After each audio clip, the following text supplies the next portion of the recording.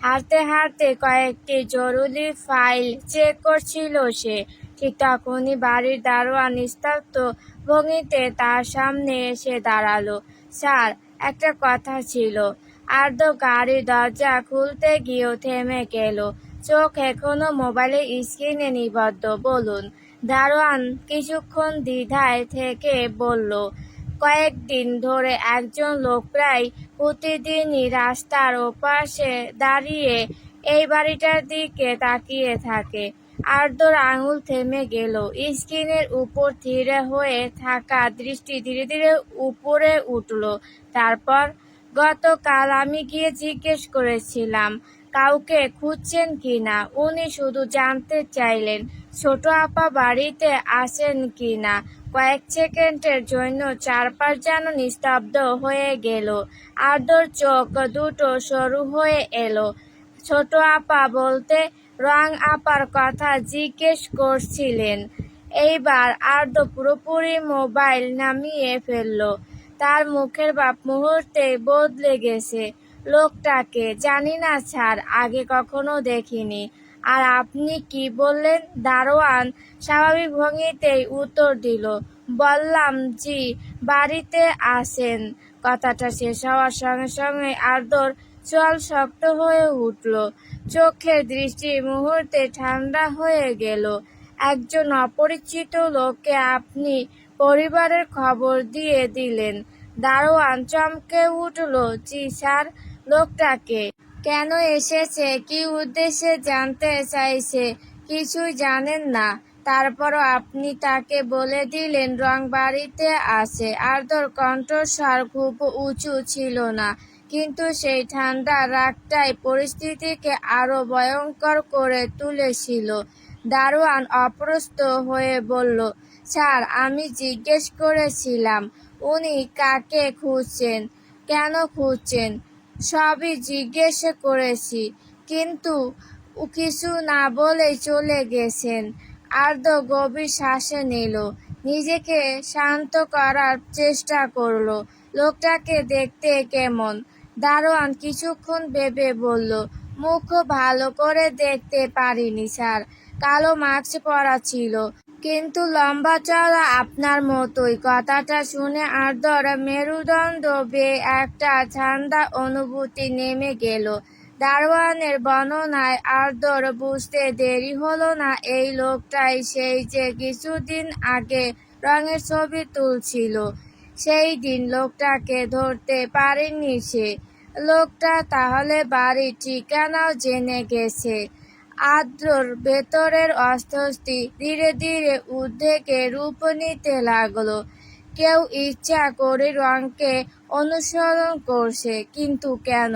মাথার ভেতর একটার পর একটা প্রশ্ন ঘুরপাক খেতে লাগলো। সে আবার দারোয়ানের দিকে তাকালো। লোকটা আর কিছু বলছে? কোনো নাম? না স্যার, কোনো গাড়ি দেখিনি। আর্দ্র কয়েক মুহূর্ত নীরব রইল। দারোয়ানের অদক্ষতা আর্দ্র রাগে ঘি ঢেলে দিচ্ছে। তারপরে স্পষ্ট দৃঢ় কণ্ঠে বলল, এখন থেকে বাড়ির মূল গেট সবসময় বন্ধ থাকবে। অপরিচিত কাউকে ভেতরে ঢুকতে দেবেন না। জি স্যার। আর সবচেয়ে গুরুত্বপূর্ণ কথা। আর্দ্র এক পা এগিয়ে এলো। বাড়ির কোনো সদস্য সম্পর্কে কোনো তথ্য বাহিরের কাউকে দেবেন না। সে যত ভদ্রই হোক, যত পরিচিতই মনে হোক। দারোয়ান দ্রুত মাথা নাড়ল। ঠিক আছে স্যার। আর ওই লোকটাকে যদি আবার দেখেন, সঙ্গে সঙ্গে আমাকে ফোন করবেন। জি স্যার। আর্দ্র আর কিছু বলল না। গাড়িতে উঠে ইঞ্জিন স্টার্ট দিল, কিন্তু গাড়ি রাস্তায় নামার পরও তার মন অন্য কোথাও আটকে রইল। রিয়ার ভিউ মিরে একবার বাড়িটার দিকে তাকালো সে। অদ্ভুত একটা অস্বস্তি তাকে গ্রাস করে আছে। কেউ একজন রংকে নজরে রাখছে, সে নিশ্চিত। কিন্তু প্রশ্ন হলো, লোকটা আসলে কে? আর তার উদ্দেশ্য কি? গাড়ি ধীরে ধীরে দূরে মিলিয়ে গেল। আর রাস্তার অনেক দূরে বিপরীত দিকের ফুটপাতের পাশে দাঁড়িয়ে কেউ একজন নিঃশব্দে সেই বাড়িটার দিকে তাকিয়ে আছে। গাছের ছায়ায় গাঢ় আড়ালে তার মুখ দেখা যাচ্ছে না, শুধু দেখা যাচ্ছিল একজোড়া ধীর চোখ। অপেক্ষমান পর্যবেক্ষণ তো যেন সঠিক সময়ের অপেক্ষায় আছে। সকালের সেই ঘটনার পর পুরো দিনটাই অস্বস্তির মধ্যে কাটলো আর্দ্রর। অফিসে বসে সামনে ল্যাপটপ খোলা থাকলো, তার মন কাজের মধ্যে ছিল না। বারবার একই প্রশ্ন মাথার মধ্যে ঘুরপাক খাচ্ছে। আর্দ্র কলমটা টেবিলের উপর রেখে চেয়ারে হেলান দিল। তার চোখের সামনে ভেসে উঠল রঙের হাসি মুখ। মেয়েটা এখন অসুস্থ, বাড়ির বাইরে বের হচ্ছে না। এই মুহূর্তে অন্তত সে নিরাপদ। ভাবতে আর্দ্র একটু স্বস্তি নিঃশ্বাস ফেলল, কিন্তু সেই স্বস্তি বেশিক্ষণ স্থায়ী হলো না। 1 সপ্তাহ পর, 2 সপ্তাহ পর, যখন রঙের ব্যান্ডেজ সে খুলে যাবে, যখন আবার কলেজে যাওয়া শুরু করবে, তখন সে কি সারাক্ষণ রঙের সঙ্গে থাকতে পারবে? অসম্ভব। তার নিজের কাজ আছে, অফিস আছে, দায়িত্ব আছে। আর রঙকে সারা জীবন ঘরের মধ্যে আটকে রাখাও সম্ভব নয়। তাহলে একটাই উপায়, রং সুস্থ হওয়ার আগে লোকটাকে খুঁজে বের করতে হবে। তার পরিচয় জানতেই হবে, তার উদ্দেশ্য জানতে হবে। আর্দ্র ডেস্কের উপর রাখা ফোন তুলে কয়েকটি কল করলো।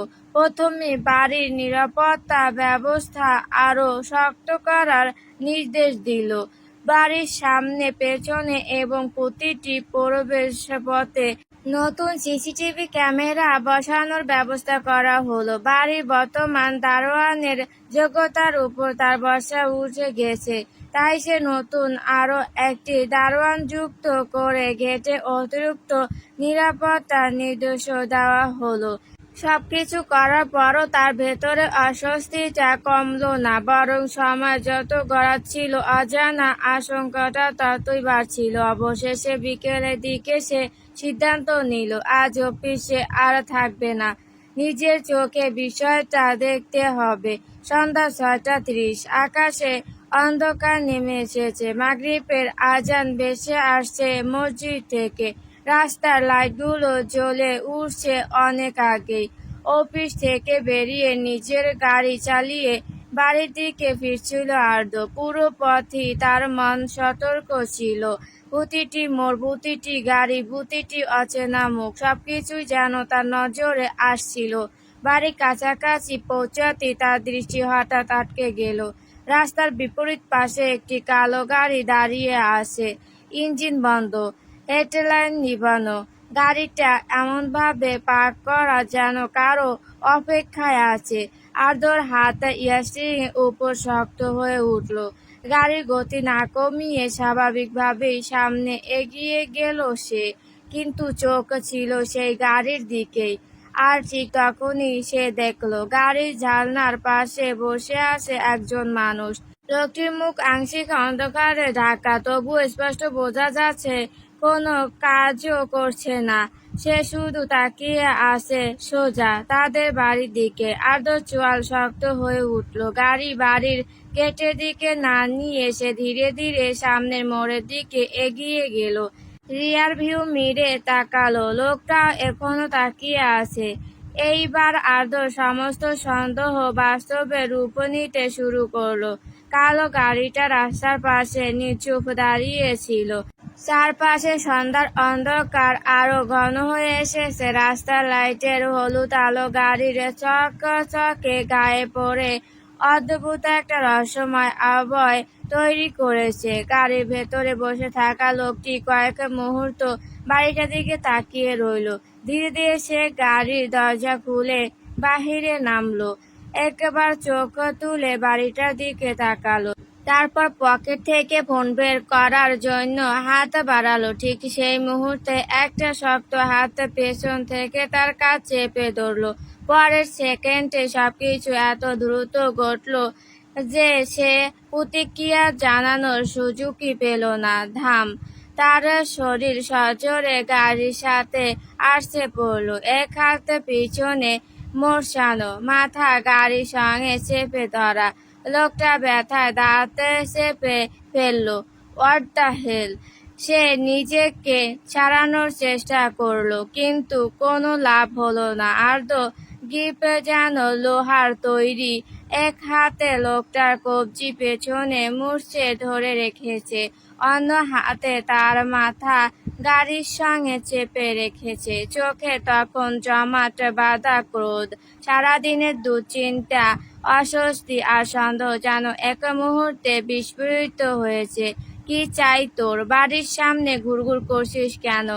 আর্দ্রর গর্জন রাতের নীরবতা কাঁপিয়ে দিল। মতলব কি তোর? আরো জোরে তার হাত মুড়চে দিল সে। লোকটা ব্যথায় মুখ বিকৃত করে ফেলল। আমাকে ছেড়ে দাও, অ্যানসার মি। তুমি কি আদৌ জানো আমি কে? আর্দ্রর চোখে ঠান্ডা আগুন জ্বলে উঠল। সে আরো একটু চাপ বাড়িয়ে দিল। লোকটার মুখ থেকে ব্যথা চিৎকার বেরিয়ে এলো। আমাকে দেখে কি মনে হয় আমি পাস্তাদি? আর্দ্র দাঁত চেপে বলল, মুখ খোল। ওকে ফলো করছিস কেন? লোকটা এবার সত্যি বিভ্রান্ত হয়ে গেল। ফলো হু? আমার সাথে চালাকি করো না। আমি জানি না আপনি কি বলছেন। আর্দ্র কিছু বলতে যাচ্ছিল, ঠিক তখনই পেছন থেকে পরিচিত একটা কণ্ঠ ভেসে এলো। ভাইয়া, কি করছো? আর্দ্র এক মুহূর্তের জন্য থেমে গেল, তবে হাত একটুও ঢিলা করলো না। মাথা ঘুরিয়ে পেছনে তাকাতে দেখলো আরিশ দাঁড়িয়ে আছে, এক হাতে প্লাস্টার, বিষম্মী চোখে তার দিকে তাকিয়ে আছে। আর্দ্র ঠান্ডা গলায় বলল, আরিশ, দারোয়ানকে ডাক আর পুলিশকে ফোন কর। কথা শেষ করার আগে আরিশের চোখ হঠাৎ বড় হয়ে গেল। সে সামনে থাকা লোকটার দিকে তাকিয়ে চিৎকার করে উঠল, আশিক স্যার! কয়েক সেকেন্ডের জন্য চারপাশ নিস্তব্ধ হয়ে গেল। আর্দ্র ভুরু কুঁচকে উঠল। লোকটা কষ্ট করে মুখ ঘুরিয়ে আরিশের দিকে তাকালো, তারপর ঠোঁটের কোণে তিক্ত একটা হাসি ফুটল। হেই আরিশ! হায় আল্লাহ, স্যার, সত্যি আপনি? আরিশ যেন নিজের চোখে বিশ্বাস করতে পারছিল না। আপনি এখানে কি করছেন? আশিক কষ্ট করে শ্বাস নিল। আরিশ, আগে কি তোমার ভাইকে বলবে আমাকে ছেড়ে দিতে? আর্দ্র হাত এখনো আগের মতোই শক্ত, একটুও নড়েনি। আরিশ দ্রুত সামনে এগিয়ে এলো। ভাইয়া, কি করছো? ছাড়ো ওনাকে। তুই চিনিস একে? আর্দ্রর কণ্ঠে স্পষ্ট অবিশ্বাস। অবশ্যই চিনি, উনি আমাদের লেকচার। আরিশ হতভম্ব মুখে বলল। কথাটা শুনে আর্দ্রর চোখ সরু হয়ে এলো, কিন্তু সে এখনো আশিককে ছাড়ল না, বরং আরো গভীর দৃষ্টিতে লোকটার দিকে তাকিয়ে রইল। লেকচার? তাহলে একজন কলেজের শিক্ষক কেন দিনের পর দিন তার বাড়ির সামনে দাঁড়িয়ে থাকবে? কেন রঙের খোঁজ করবে? কেন দূর থেকে তার ছবি তুলবে? কিছুই মিলছে না, একদমই না। আরিশ এবার জোর করে আর্দ্রর হাত সরানোর চেষ্টা করলো। ভাইয়া, ছাড়ো। আশিক এবার ধীরে ধীরে চোখ তুলে আর্দ্রর দিকে তাকালো। তার মুখে ব্যথার ছাপ স্পষ্ট, তবুও দৃঢ়তা অদ্ভুত শান্ত। মনে হচ্ছে সে মৃদু হেসে বলল, আমাদের পরিচয়টা ঠিকভাবে হওয়া দরকার। আর্দ্রর চোখে সন্দেহ আরো গভীর হয়ে উঠল। ডাইনিং রুমে পরিবেশটা অদ্ভুতভাবে অস্বস্তিকর হয়ে উঠেছে। সোফার একপাশে পা তুলে বসে আছে আর্দ্র। তার মুখ গম্ভীর, চোখ দুটো ঠান্ডা এবং সতর্ক। ঠিক তার সামনে বসে আছে আশিক, আর মাঝখানে যেন দুই পক্ষের মধ্যে আটকে পড়া ভিজা বিড়ালের মতো বসে আছে আরিশ। মুখ দেখে মনে হচ্ছে পৃথিবীর সব ঝামেলাই আজ তার ঘাড়ে এসে পড়েছে। কিছুক্ষণ আগে তার ভাই তার কলেজের লেকচারকে প্রায় অপরাধের মতো ধরে গাড়ির সঙ্গে চেপে রেখেছিল। সেই পরিস্থিতি সামলাতে গিয়ে আরিশের যে কি অবস্থা হয়েছে সেটা সে নিজেও বুঝতে পারছে না। ঠিক তখনই নিহা ট্রেতে নাস্তা নিয়ে ভেতরে ঢুকলেন। তার পেছনে কাজের মেয়ে টেবিলের উপর চা নাস্তা সাজিয়ে রেখে চলে গেল। নিহা হাসি মুখে সামনে বসে বললেন, প্রথমেই তোমাকে অনেক ধন্যবাদ বাবা। আশিক ভদ্রভাবে হাসলো। ধন্যবাদ কেন আন্টি? আরিশ বলেছিল একজন স্যার ওদের হাসপাতালে নিয়ে গিয়েছিল, কিন্তু সেই স্যার যে তুমি সেটা ও কখনো বলেনি। পাশ থেকে আরিশ প্রতিবাদ করে উঠল, আম্মু, নাম বললে তুমি চিনতে নাকি? নিয়ার সঙ্গে সঙ্গে বললেন, অবশ্যই চিনতাম। আমি তোমার আর রঙের সব শিক্ষকদের চিনি। তার কণ্ঠে গর্বের সুর। তিনি আবার আশিকের দিকে তাকালেন। তোমার নাম শুনলেই চিনতাম, আর চেহারাও আমার মনে ছিল। দেখলে না, দেখা মাত্রই চিনে ফেলেছি। আশিকের ঠোঁটে হালকা হাসি ফুটল। থ্যাংক ইউ আন্টি, আমাকে মনে রাখার জন্য। যদিও আমি ওদের মাত্র 1 সপ্তাহ পড়িয়েছিলাম, তারপরও যে আপনি আমাকে মনে রেখেছেন, এটা সত্যি আমার জন্য অনেক বড় ব্যাপার। ও হ্যাঁ, নিহা যেন হঠাৎ কিছু মনে পড়ে যাওয়ার ভঙ্গিতে বললেন, তুমি হঠাৎ করে চলে গেলে কেন? জানো, তোমার পরে নতুন ম্যাথ টিচার খুঁজতে আমার কত কষ্ট হয়েছিল। কথাটা শুনে আশিক কয়েক সেকেন্ড চুপ করে রইল, তারপর শান্ত গলায় বলল, সরি আন্টি, তখন হঠাৎ কিছু ব্যক্তিগত সমস্যা তৈরি হয়েছিল, তাই চলে যেতে হয়েছিল। কথাটা বললেও তার দৃষ্টি ধীরে ধীরে আর্দ্র দিকে গিয়ে থির হলো। চোখ দুটো অদ্ভুত শান্ত, কিন্তু সেই শান্তির নিচে যেন বহু পুরনো কোনো স্মৃতি লুকিয়ে আছে। 4 বছর আগের এক সন্ধ্যা, এই বাড়ি, এই পরিবার, আর সেই দিন। আর্দ্র খুব স্পষ্ট ভাষায় তাকে তার অবস্থান বুঝিয়ে দিয়েছিল। রঙের চারপাশে অদৃশ্য একটা সীমারেখা এঁকে দিয়েছিল। আর্দ্র অবশ্য সেই দৃষ্টির কোনো প্রতিক্রিয়া দেখালো না। মুখের অভিব্যক্তি একটুও বদলালো না। সে সরাসরি প্রশ্ন করল, হঠাৎ এখানে আসার কারণটা জানতে পারি? কথাটা শুনে নিহার সঙ্গে সঙ্গে চোখ বড় করে তাকালেন। আর্দ্র, এভাবে কথা বলছো কেন? আশিক অবশ্য অস্বস্তি প্রকাশ করল না, বরং শান্তভাবে উত্তর দিল, আমি তো আগেই বলেছি, আরিশ আর রংকে দেখতে এসেছি। তারপর সে নিহার দিকে তাকিয়ে মৃদু হেসে বলল, সেদিন হাসপাতালে আপনাদের জন্য অপেক্ষা না করে চলে যেতে হয়েছিল। আমার পরীক্ষার হলে ডিউটি ছিল, পরে আর ওদের খবর নিতে পারিনি। একটু থেমে আবার বলল, তার চোখে আন্তরিকতা স্পষ্ট, ওরা কলেজও আসছে না, তাই চিন্তা হচ্ছিল। ভাবলাম একবার দেখে যাই, আশা করি এতে কোনো ভুল করিনি। ভুল? নিহা অবাক হয়ে বললেন, অবশ্যই না, বরং এত ব্যস্ততার মাঝেও ছাত্রদের জন্য সময় বের করেছো, এটাই অনেক বড় ব্যাপার। তার উপর আর্দ্র ভুল করে তোমাকে আঘাত করেছে। আমাদের উচিত তোমার সাথে মাপ চাওয়া। আশিক মাথা নাড়ল, আপনি আমাকে লজ্জা দিচ্ছেন। ভুল যে কারো হতে পারে, এমন চোরের মতো দাঁড়িয়ে থাকলে যে কেউ ধরে গণধোলাই দিবে। আর্দ্র নিহা দাঁত চেপে ছেলের দিকে তীক্ষ্ণ দৃষ্টি ছড়ে, আসলে অনেকদিন পর এসেছি তো, তাই বাড়িটা ঠিক মনে করতে পারছিলাম না, কিন্তু কেউ এত ভয় পেয়ে যাবে বুঝতে পারিনি। আশিক হেসে ফেলল, চোখে স্পষ্ট তাচ্ছিল্য।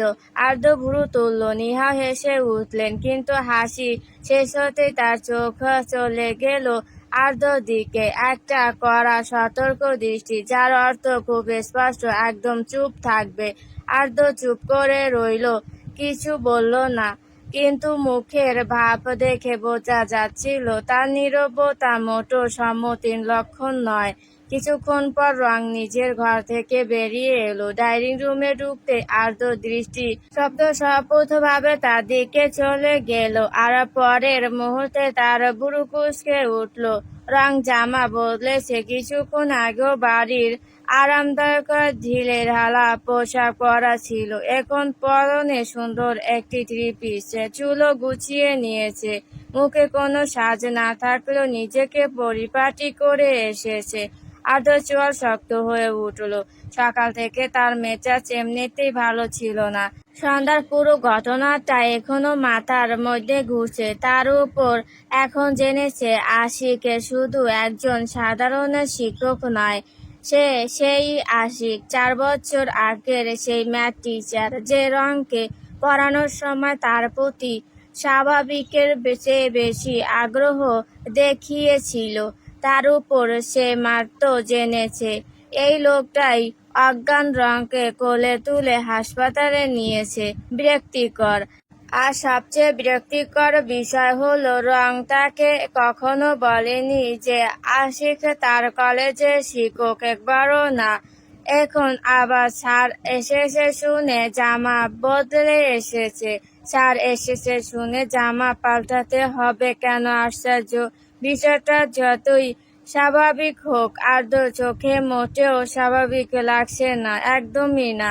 বরং ভীষণ বিরক্ত লাগছে। ইচ্ছে করছে রংকে তুলে রুমের ভেতরে নিয়ে যায়। রং অবশ্য তার ভেতরের ঝড় সম্পর্কে কিছুই জানে না। সে শান্তভাবে এসে নিহার পাশে বসে পড়ল। আশিকের সঙ্গে ভদ্রভাবে কুশল বিনিময় করল। আশিকও তাদের শারীরিক অবস্থার খোঁজ খবর নিল। পায়ের অবস্থা কেমন? ডাক্তার কি বলেছেন? কলেজে ফিরতে আর কতদিন লাগবে? বাড়িতে পরীক্ষার জন্য ঠিকমতো পড়াশোনা করছে নাকি? এইসব নিয়ে বেশিরভাগ কথা হলো। তারপর খুব বেশিক্ষণ বসে থাকলো না। চায়ের কাপ নামিয়ে রেখে উঠে দাঁড়ালো। এবার আমার যাওয়া উচিত, নিহার সঙ্গে সঙ্গে বললেন। এভাবে যাবে? অন্তত রাতের খাবার খেয়ে যাও। না, আজ না। আশিক ভদ্রভাবে মাথা নাড়ল। নিহার অনেক অনুরোধের পরও সে রাজি হলো না। আরেকদিন আসবো আন্টি, তখন আপনার হাতের রান্না খাবো। অবশেষে সবার কাছ থেকে বিদায় নিয়ে দরজার দিকে এগিয়ে গেল। বেরিয়ে যাওয়ার সময় একবার তার দৃষ্টি রঙের উপর স্থির হলো, মাত্র কয়েক সেকেন্ড। তারপর সে চোখ সরিয়ে নিল, কিন্তু দূর থেকে বসে থাকা আর্দ্র সেই ক্ষণিক দৃষ্টিটুকু এড়িয়ে গেল না। আর আশিক বাড়ি থেকে বেরিয়ে যাওয়ার পরও তার মুখের কঠিন ভাব একটুও কমল না।